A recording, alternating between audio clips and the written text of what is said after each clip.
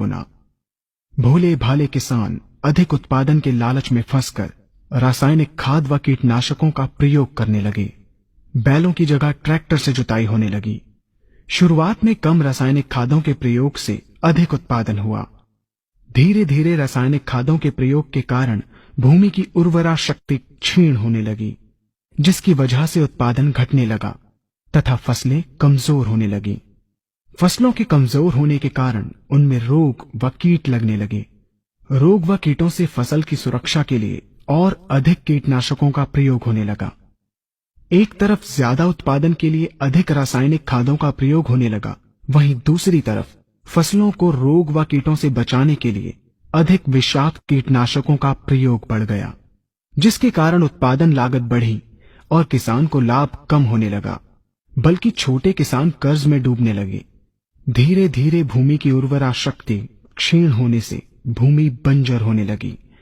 रासायनिक खाद व कीटनाशकों के कारण खाद्यान्न भी विषाक्त हो गए तथा जलवायु भी प्रदूषित हो गई, जिसके कारण मानव पशु पक्षियों के स्वास्थ्य पर प्रतिकूल प्रभाव पड़ा, जिसका परिणाम आपके सामने है। मानव स्वास्थ्य पर रासायनिक खादों के पड़ने वाले प्रभाव को आप ऐसे समझें।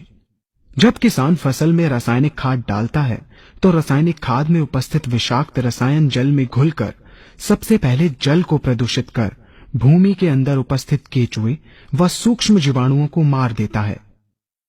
ये बात सभी किसान अच्छी तरह से जानते हैं कि केचुए व अन्य सूक्ष्म जीवाणु भूमि की उर्वरा शक्ति को बढ़ाने के लिए अति आवश्यक होते हैं।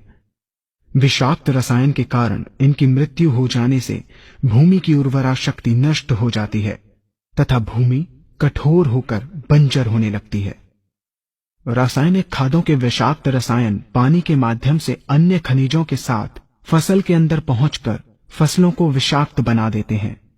बाद में जब खाद्यान्न के रूप में मनुष्य या अन्य पशु इन्हें खाते हैं तो ये विषाक्त रसायन मानव स्वास्थ्य पर बहुत ही बुरा प्रभाव डालते हैं तथा मनुष्य के अंदर तरह तरह के रोग उत्पन्न करते हैं।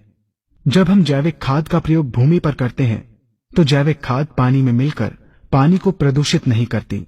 जैविक खाद भूमि के अंदर उपस्थित उर्वरा शक्ति को बढ़ाने वाले जीवाणु तथा केचुओं की संख्या को तीव्रता से बढ़ाती है, जिससे भूमि की उर्वरा शक्ति बढ़ती है तथा भूमि छिद्र युक्त एवं भुरभुरी हो जाती है, जिससे वायु और प्रकाश भूमि के अंदर गहराई तक प्रवेश करते हैं, जिसके कारण भूमि में तापमान एवं आर्द्रता का संतुलन बना रहता है और फसलें मजबूत होती हैं। जैविक खाद में विद्यमान तत्व खाद्यान्न के माध्यम से मानव व पशु पक्षियों के शरीर में पहुंचकर स्वास्थ्य लाभ पहुंचाते हैं। जैविक खादों के प्रयोग से फसलें अच्छी और मजबूत होती हैं, जिसके कारण उन पर रोगों एवं कीटों का ज्यादा प्रभाव नहीं पड़ता। यदि किसी प्राकृतिक कारणवश कीटों व रोगों का प्रभाव अगर पड़ता भी है तो गौमूत्र एवं औषधीय वनस्पतियों के घोल के छिड़काव करने से फसलों को रोग एवं कीटों से बचाया जा सकता है। गौमूत्र एवं अन्य प्राकृतिक औषधियों के मिश्रण के छिड़काव से फसलों का कम लागत में बचाव हो जाता है तथा वातावरण पर भी कोई दुष्प्रभाव नहीं पड़ता। यहाँ हम आपको तालिकाबद्ध तरीके से दोनों